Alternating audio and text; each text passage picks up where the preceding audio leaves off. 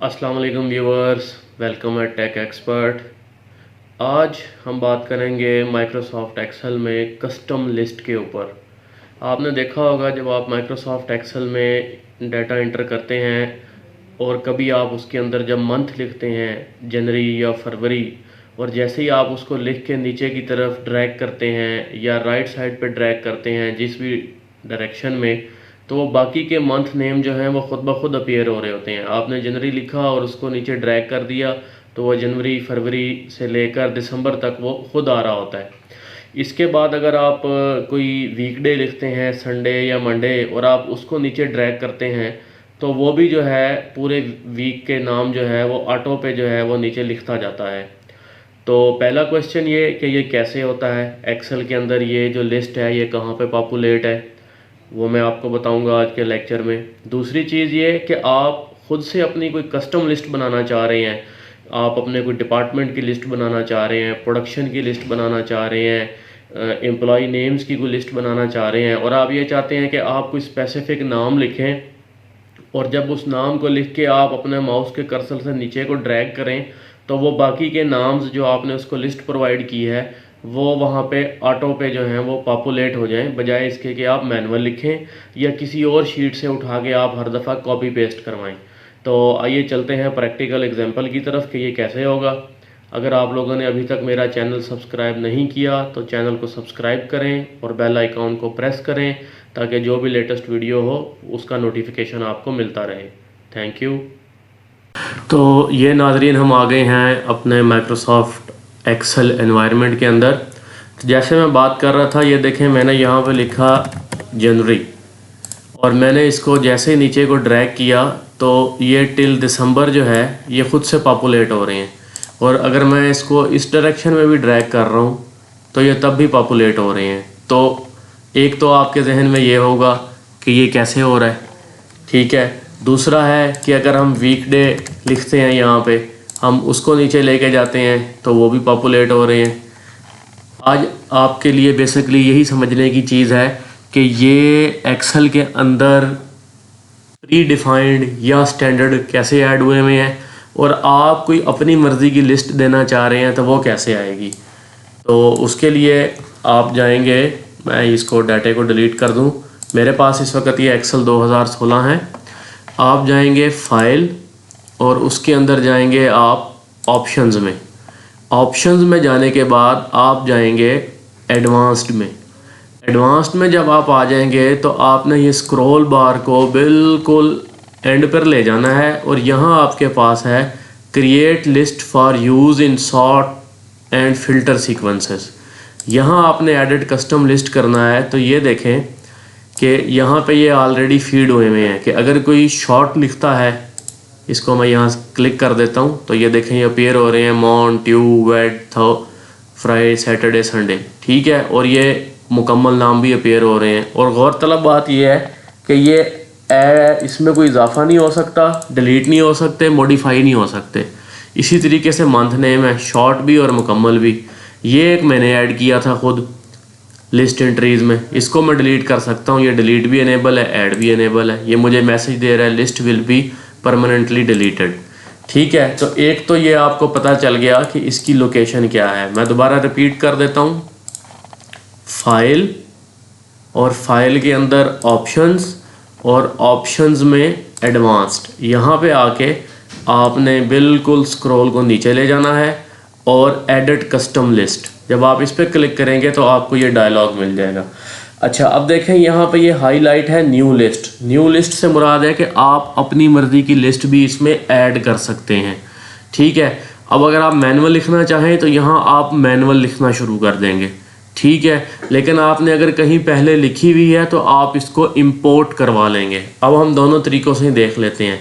मिसाल के तौर पे मैं यहाँ कहता हूँ कि मुझे अपनी कोई कस्टम लिस्ट चाहिए, मैं उसको जो है कोई भी मैं रफली डाटा इंटर कर देता हूँ। मिसाल के तौर पर एप्पल, बनाना, मैंगो, ग्रेप्स, और मैं इसमें मुख्तलिफ़ चीज़ें ऐड करता जाता हूँ।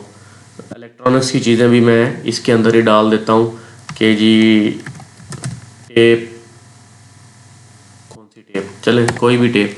अच्छा, इसके अलावा AV सिस्टम्स, माइक, इसके अलावा स्पीकर्स। ठीक है, ये मैंने एक कस्टम लिस्ट डाल दी है। बेसिकली तो मैंने ये मिक्सअप कर दिया लेकिन आपको समझाने के लिए।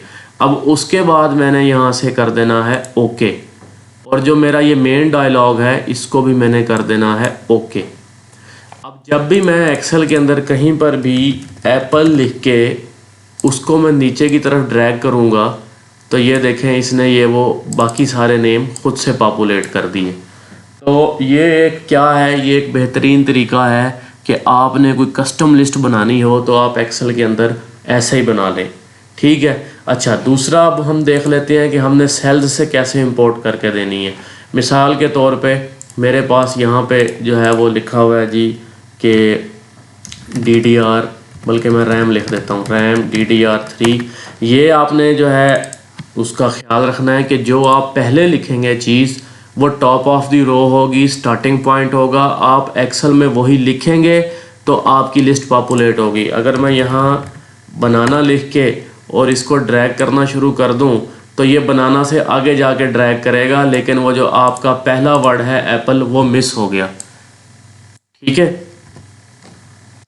तो रैम DDR3 हो गई, और इसके बाद हमारे पास HDD हो गई, SATA, और HDD हो गई, SAS।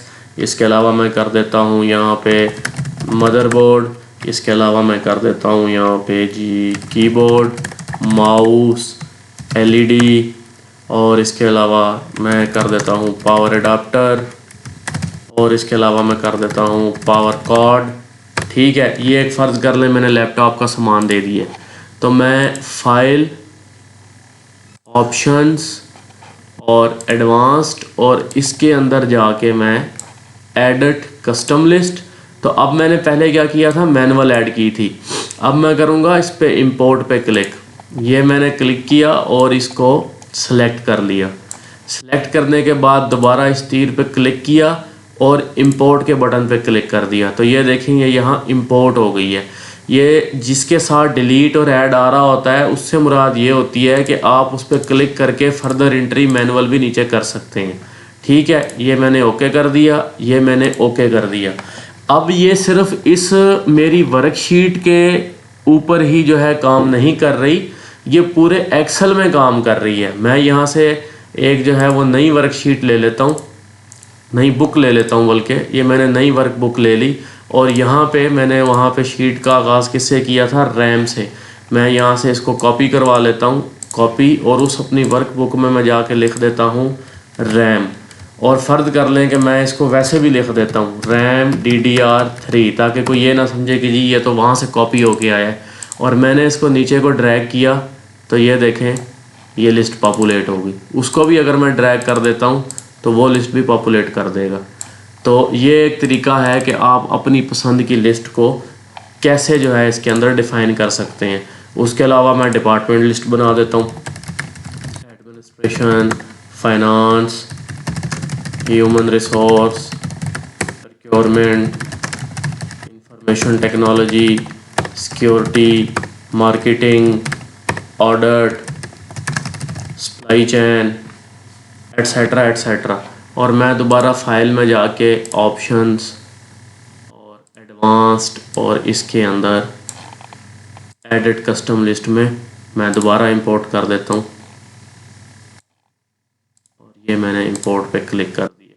तो अब आप कहीं पे भी जाके एडमिनिस्ट्रेशन लिख के ड्रैग करेंगे तो वो आपको पूरी लिस्ट दे देगा।